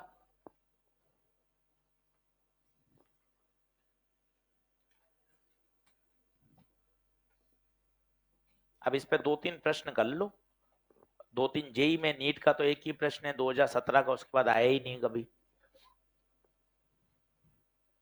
तरीका क्या है, बड़ा बड़ा लिख लो, तरीका एक ही है, अगर आरएल सर्किट है, टी बराबर 0 पर इंडक्टर को हटाओ और वहां ओपन कर दो। सर्किट नया बनाना, सवाल करंट इलेक्ट्रिसिटी का। टी बराबर इंफिनिटी पर इंडक्टर हटाओ, और कभी भूल जाओ ना तो सोच सकते हो, फिजिक्स इसलिए तो पढ़ रहे हो, ये तो एसएसटी हो गई रटने वाली। सोच सकते हो ना एक मिनट में, इन्फिनिटी मतलब काफी समय बाद करंट सेटल डाउन हो चुकी है, करंट बिकम्स कांस्टेंट, लेंज आएंगे ही नहीं, इंड्यूस ईएमएफ आएगा ही नहीं, अपोजिशन आएगा ही नहीं, मतलब इंडक्टर का कोई रोल रहेगा ही नहीं, मतलब इंडक्टर हटाओ और वहां क्या लगा दो, एक कनेक्टिंग वायर। ये सभी सवालों का सॉल्यूशन है, आप आराम से प्रश्न कर लोगे। ये बात याद होनी चाहिए बस। ये अल्टीमेट कंक्लूजन है कि भैया ये याद है तुझे तो काम हो गया। अब इस बात को 2-3 सवाल में लगा के देख लो, कॉन्फिडेंस आ जाएगा। ऐसे ही टॉपिक पढ़ा जाता है कि उसका लॉजिक देखा, उसकी फिजिक्स देखी, उसका ग्राफ देखा। अब इस बात को 3 सवाल में लगा के अप्लाई कर लो तो बात दिमाग में सेट हो जाएगी। घर जाके पढ़कर आओ 30-40 मिनट रोज, कॉपी, एनसीईआरटी, ईएलपी मॉड्यूल करते रहोगे तो मजा आएगा।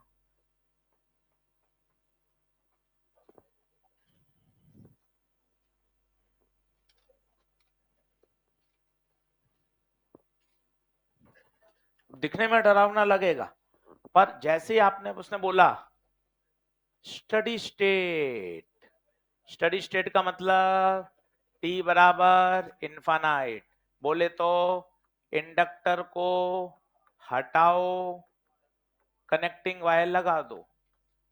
आपको ऐसा लगेगा अरे यार ये तो करंट इलेक्ट्रिसिटी का सवाल, और वो भी 10वीं कक्षा का। बस आपको लॉजिक क्लिक करना चाहिए और डायग्राम वापस से नया बनाइए।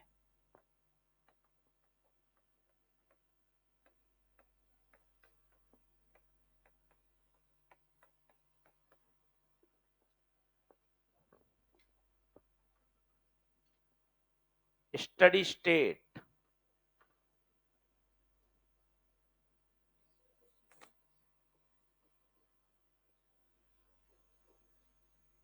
इंडक्टर शॉर्ट, ये 3, इंडक्टर शॉर्ट, ये 3, ये 3,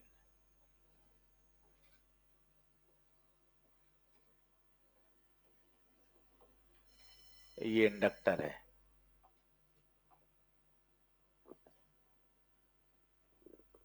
मौखिक भी कर सकते थे, बताइए, चमक रहा हो तो बताओ। 3-3-3 पैरेलल में, 3-3 पैरेलल में, तो बताइए 3-3-3 पैरेलल में कितना देगा?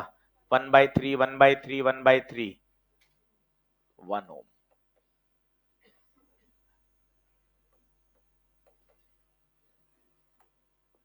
2 और 1 सीरीज में।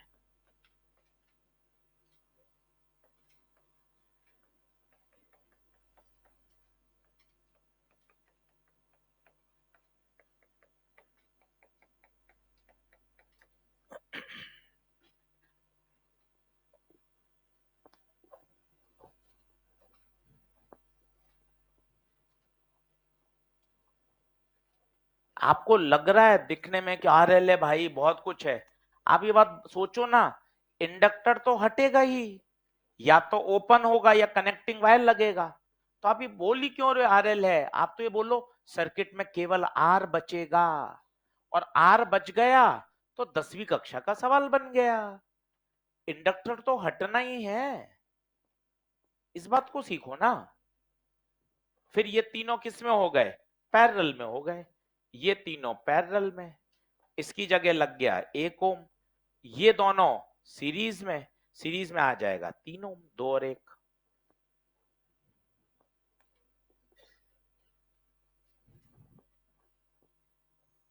आसान है भाई, पूरा सेल्फ इंडक्शन 1 घंटे में तैयार करिए, जहां से सेल्फ इंडक्शन की हेडिंग डालिए, पूरा तैयार करके लाइए सर, कुछ भी पूछ लीजिए सेल्फ इंडक्शन में। ईएलपी नंबर 2 करिए, 3 करिए, जितने सेल्फ इंडक्शन के सवाल हैं करके लाइए। करोगे क्वेश्चन बनेंगे, धीरे धीरे सारी बातें याद होती जाएंगी। चैप्टर छोटे हैं, आसान है, एफर्ट लगा लोगे तो काम बढ़िया हो जाएगा। उत्तर बताइए कितना? 10।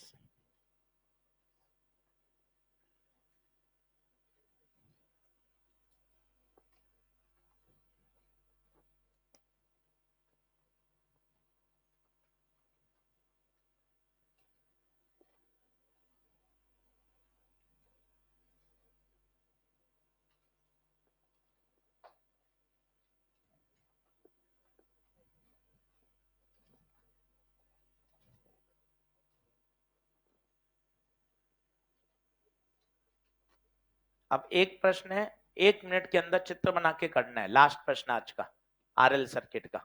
इसका उत्तर आ गया भैया 10? देख लो, एक बार बोल लो। इन्फिनिटी पर क्या करते हैं?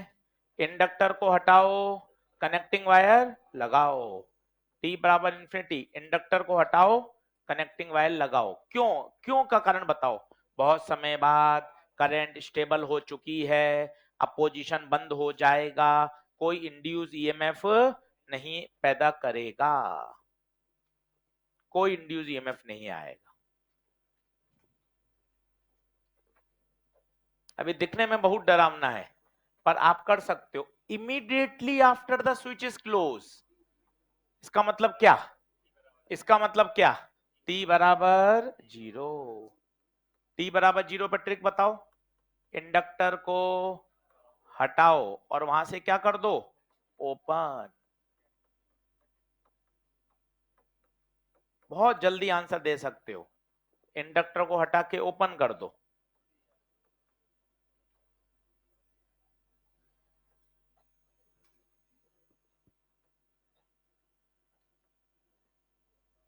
R1 1 है, या 1 लिख दो। R2 2 है, R3 3 है। Battery battery 10 volt.